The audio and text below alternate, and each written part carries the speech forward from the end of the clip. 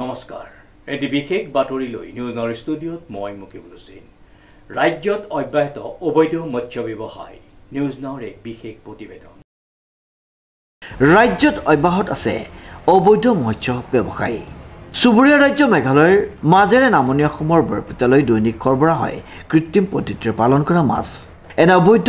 শিঙি মাছ ব্যৱসায়ৰ তথ্য পোহৰলৈ আহে সাংবাদিকৰ অনুসন্ধানত बरपेटा बनीगटर बरा मालिक नाम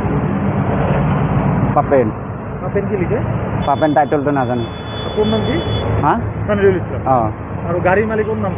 गाड़ी मालिक नाम फैजल हक मास हिंगी मास जे আছে কিমান আছে মাছ হেতু কবানৰো হেতু হিয়া লুট কৰি দে কিমান আছে কিমান কিলো হেতু গম নাপাও মই বনি হেতু ওপৰ আছে আপনাৰ হেতু বনিহাটৰ পৰা আনছো বনিহাটক লগি কোনে দিব আহে হেতু পাপেনে দিব হ্যাঁ আর ওইটা তাতে বড়টা তাক দিবি হেতু ওই আপনার দালালক দিন বিক্রি করার কারণে কিমান কিলো মাছ আছে তুই না জানো আর ইয়াত কোনো কাগজপত্র দিবা আছে না হেতু আপনার কাঁচা মাছের চালান নহয় কাঁচা মালৰ আচ্ছা তোৰ লাইসেন্স আছে হ্যাঁ আৰ গাড়িৰ কাগজপত্ৰ ওকে আছে হ্যাঁ উল্লেখযোগ্য যে মেঘালয়ৰ পৰা ML